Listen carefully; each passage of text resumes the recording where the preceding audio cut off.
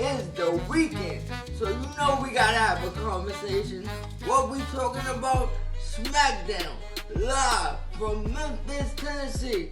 Come on, let's talk it through. You know how we do. It's Team Talking Wrestling. Yo! Y'all see what I'm rocking? It's Yeet for Yeetamania, Jay Uso, straight from the WWE shop.com. Go shop now, you won't be disappointed. But while you doing that, please like, share, and subscribe to my channel. We open the show with our man Jay Uso. You know it's a movement, city to city, state to state. Yeet is worldwide, trust me. And he always gets the party started. The fans love him, everybody loves him. The commentators love him. And the most important thing, he always highlights the kids. And you know, here at T Talking Wrestling, we love the kids. So he gets in the ring and he again thanks the fans, his friends, his family for all the love and support as he is on the rise, being the 2025 Royal Rumble winner. But he got business to attend to. So he calls out his friend, the American Nightmare, to get down to it.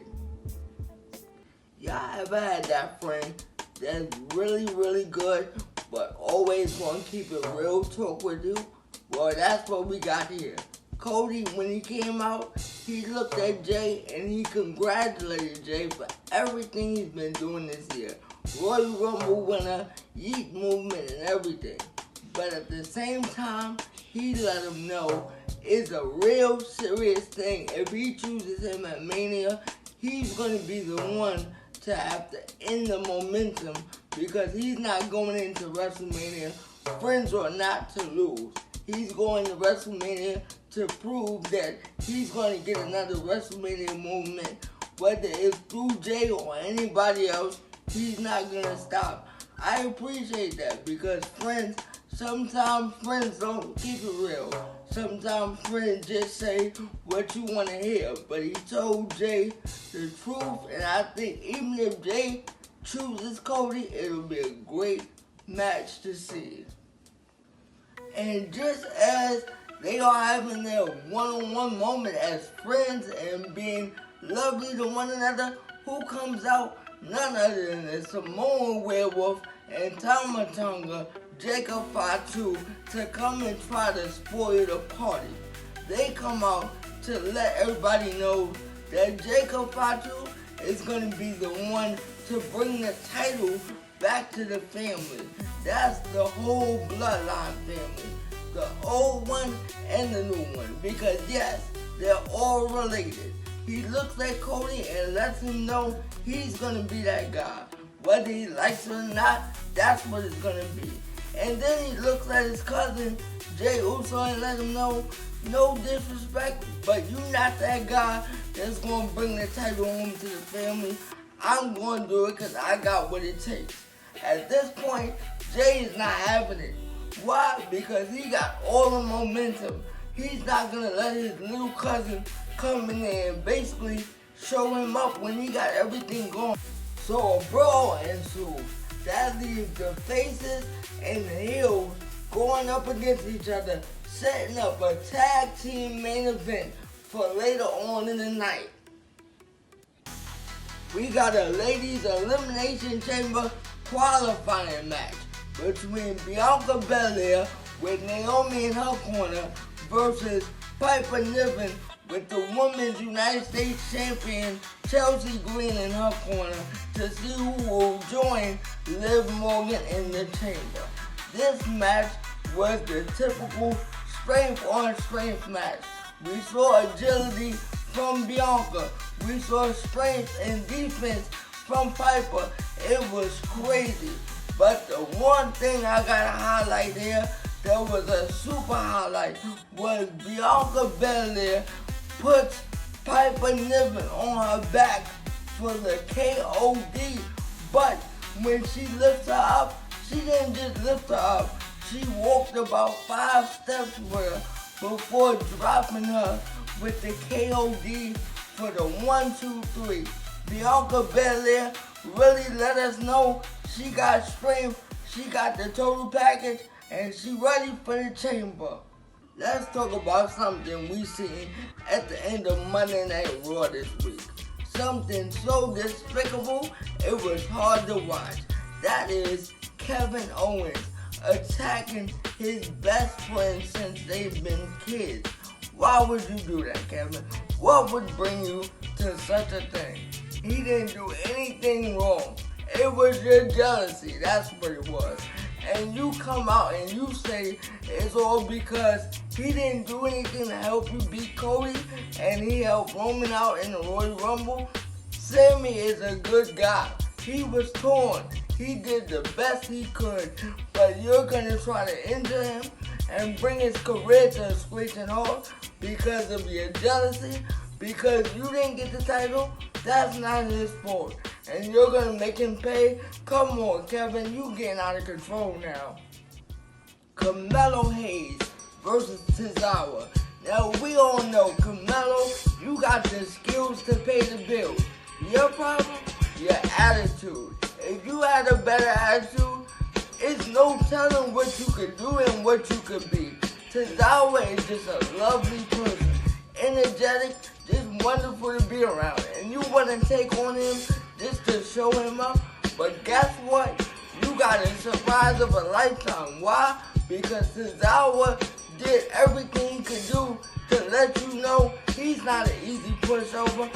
Sunset flip powerbomb off the top rope. A lot of acrobatics. He brought it to you. You thought it was going to be an easy little pushover victory. Guess what, Carmelo? You had another thing coming. Yes, you got the victory because you did what it takes to win. But trust me, picking on people that you think is beneath you is not the way to go. You need an attitude adjustment, and in the worst way. The Queen, Charlotte Flair, walks into Smackdown in all her glory, being the Royal Rumble 2025 victor, and she has some talking to do. But first, she tests the crowd in Memphis and asks them, do they love her today or do they hate her today? Because right about now, since she returned, nobody knows whether they like her, love her, hate her. We just don't know. So of course she plays with them and sees there's some cheers, there's some boos. Maybe a little bit more boos, but we don't know. It's alright. But guess what? We got down to business. Tiffy Tom comes out and she holds her own against the Queen. She lets her know that since she been on top, everything been going good. There's no reason for her to come and try to steal the shine. Just cause she back and just cause she got a Rumble victory, it don't mean nothing. Things still move without her. But of course, in Queen fashion, she let her know, basically like a mother would a child, stay in your place. You know what I mean? Do you know who I am? Do you know what I could do for you in your career? Let's not get crazy now. But Tiffy had a comeback for everything Charlotte spit out. She let her know, listen, I want to face you. It's not a question in my mind. Why? Because even when I first got here, people compared me to you. People wanted me to be just like you. They thought I was the next coming of you. After I beat you, people will only know that there's one Tiffy Time, Tiffany Shred. Here's the tag team match I've been expecting for weeks, and that's between DIY and Pretty Deadly. Why? Pretty Deadly been doing a lot of dirty work for DIY lately because of promises, championship promises. But this time it came true.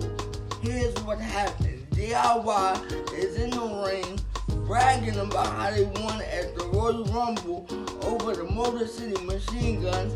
Even though it was a good match, the only reason they won is because of the Street Profits. So now we get to Pretty Deadly coming out saying, look, we want what you promised us. We want our opportunity. And of course they tried to duck and dodge, but the GM, Nick Aldis, put a stop to all that. He made a non-title match right then and there to settle the situation. If Pretty Deadly win, they get an upcoming title shot, and that's what they deserve. And you know they got the victory, and hard work beats cheating any day. Pretty Deadly come up with the victory, even though DIY tried to cheat. They gave them a little bit of their own medicine by reversing the roles for the 1, 2, 3. Pretty Deadly is now in the running for the Tag Team Championship. Drew McIntyre, let's talk to you for a minute. So you back on Smackdown, looking for the WWE Championship. Okay, cool. There's so many people looking for the WWE Championship, including your opponents last night, Jimmy Uso and LA Knight, in a triple threat match. So you had a hard way to go. You want to get to the Elimination Chamber, you had to go through them two guys. And it was a great match, y'all. Jimmy is really putting on, showing that he can be a single star just like his brother Jay. LA Knight always gives you energy. It's always great. But guess what happened here? Even though they gave the best they could give, the ending sequence saw Drew McIntyre with his hand raised after an amazing finish. LA Knight had Jimmy Uso getting ready to drop him with the BFT, but just in the nick of time, Drew McIntyre hits LA Knight in the back of his head with a Claymore kick, which forced him to fall forward. At the same time, Jimmy Uso falls forward, and they both are flat out. And Drew McIntyre picks up the 1, 2, 3 in an amazing triple threat finish. The women are just as hungry as the men for the Elimination Chamber match. And here we see the return of Alexa Bliss to the ring versus none other than Candice LeRae. Now, Alexa Bliss been away for a while, but she returned at the Royal Rumble. But this is the very first time we see her back in the squared circle going one-on-one with Candice LeRae. This match was great, but as I expected, Alexa Bliss did what she had to do, because we all want to see her in the chamber, and we all want to see her get back to rare form as she works her way back up to championship contention. Way to go, Alexa Bliss. We can't wait to see what you do next. Y'all see how to turn the hat to the side this time. It's the main event. It's that brawl we talked about earlier between Jacob Fatu and Tama Tonga and Jey Uso and Cody Rhodes. Now we get the match. And the match was crazy. I don't even know why Cody Rhodes was out there. He was beat up and banged up and bandaged up and everything from the ladder match at the Royal Rumble with Kevin Owens, but he was out there. And of course, Jacob and Tama Tonga took advantage of that greatly. They beat him up, they isolated him from Jay and everything. When Jay got the tag, he went off. He attacked both of them. He did the best he could until they started cheating and got the upper hand on him. And then they beat him up. And then Cody got back in the ring and he was on fire. So it went back and forth, back and forth. But at the end of the day, of course, we see the faces, the good guys, get the victory as Cody Rhodes hit the crossroads on Tama Tonga for the 1, 2, 3. But you think that was all we got? No. Surprise, surprise. Who comes back in a black hoodie at that? Solo Sikoa. He's back and he made a statement by attacking the American Nightmare. He wants that title too. I can't wait to see what happens. I am so grateful to all of you who support T-Talking Wrestling. Keep supporting, and I'ma keep showing y'all why I love wrestling and bring the energy and love that's in my heart to all of you at home. Thank you so much. It's T-Talking Wrestling. Yeah!